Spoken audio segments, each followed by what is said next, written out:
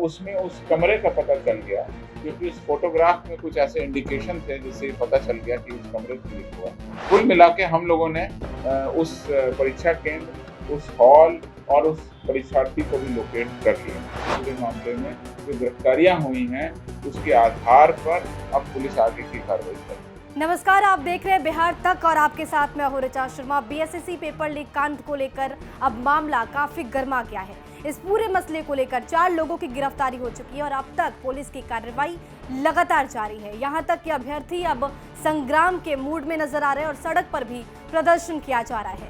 आपको बता दें कि कैसे ये पूरा खेल शुरू हुआ, कहां से पुलिस को लीड मिली और कैसे पुलिस उन सभी आरोपियों तक पहुंच पाई। पूरी सच्चाई बता रहे एडीजी मुख्यालय जेएस गैंगवार। करीब 3 लाख से ऊपर कैंडिडेट 3 पालियों में बैठ रहे थे। हर एक पाली में 3,10,000 से ऊपर थे और बहुत सारी पालियों में एग्जाम चल रहा था। जो सूचना प्राप्त हुई उसमें आर्थिक अपराध इकाई के द्वारा कांड संख्या 40/2022 दर्ज कर लिया गया। इसमें धोखाधड़ी के कांड, आईटी एक्ट की धारा और बिहार परीक्षा संचालन अधिनियम भी लागू किया। इस पूरे मामले में जो पुलिस उपाधीक्षक स्तर के अनुसंधान करता है उनके द्वारा अनुसंधान किया जा रहा है। काफी टीम इसमें अलग अलग तरीके से काम कर रही है।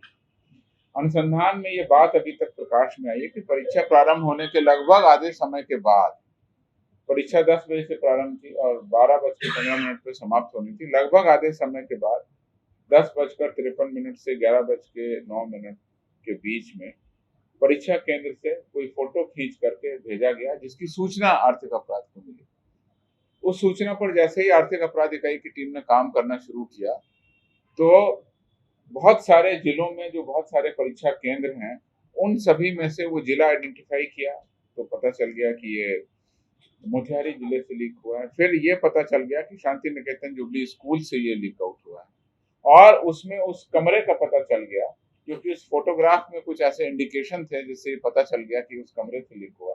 और उसके बाद जो हमारी कोडिंग टेक्निक थी उससे ये भी पता चल गया कि किस अभ्यर्थी के पास में वो क्वेश्चन पेपर था। तो कुल मिला के हम लोगों ने उस परीक्षा केंद्र, उस हॉल और उस परीक्षार्थी को भी लोकेट कर लिया। इस मामले में पुलिस के द्वारा सारी जांच अभी की जा रही है। उस परीक्षार्थी को पुलिस ने अरेस्ट कर लिया। उसके द्वारा जो ये फोटो खींच करके बाहर भेजा गया था उसका भाई, उसको भी पुलिस ने अरेस्ट कर लिया।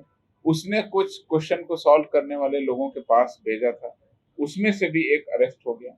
और एक और व्यक्ति था जो अगले दिन परीक्षा देने जा रहा था, उसको भी अरेस्ट कर लिया। तो इस प्रकार से 4 व्यक्तियों को अरेस्ट कर लिया है। और ये जो प्रकरण है वो एक कमरे से संबंधित और एक व्यक्ति से संबंधित अभी तक प्रतीत होता है। पुलिस की जो तकनीक है अनुसंधान की उसके कारण और आयोग के द्वारा जो सुरक्षा के उपाय रखे गए थे उनके कारण ही ये संभव हुआ कि हम लोग इस पूरे प्रकरण की बहुत सूक्ष्मता से और बहुत ही तेजी से जांच कर सके हैं।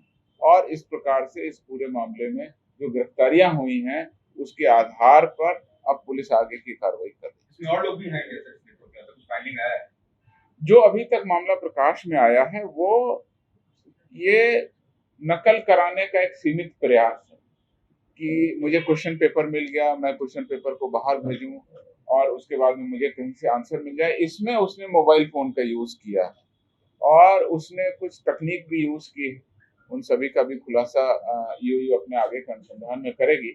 और मुझे ऐसा लगता है कि शीघ्र ही इस पूरे मामले में और भी अगर कुछ लोग हैं तो उनकी भी हम लोग जांच कर लेंगे और उन तक भी पुलिस का शिकंजा पहुंच जाएगा। जैसा कि मैंने बताया, अभी तक एक जगह से क्वेश्चन पेपर बाहर आया, एक जगह से क्वेश्चन पेपर अंदर गया। उन सब पूरे चेन के लोगों को अरेस्ट कर लिया गया है।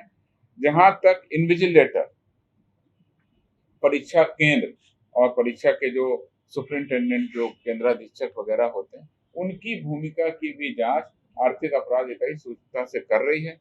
अभी तक उनके विरुद्ध में कोई ऐसा साक्ष्य नहीं है कि उनकी मिलीभगत से ऐसा हुआ हो, लेकिन पुलिस हर मामले पर जांच कर रही है और उनका जो जांच करने का तरीका है वो बहुत ही गहन है और बहुत ही सूक्ष्मता से इस मामले में जांच की जा रही है। तो ये इस पूरे मसले पर अब तक की सबसे बड़ी कार्रवाई है। बिहार की बाकी खबरों के लिए बने रहिए बिहार तक के साथ। नमस्कार।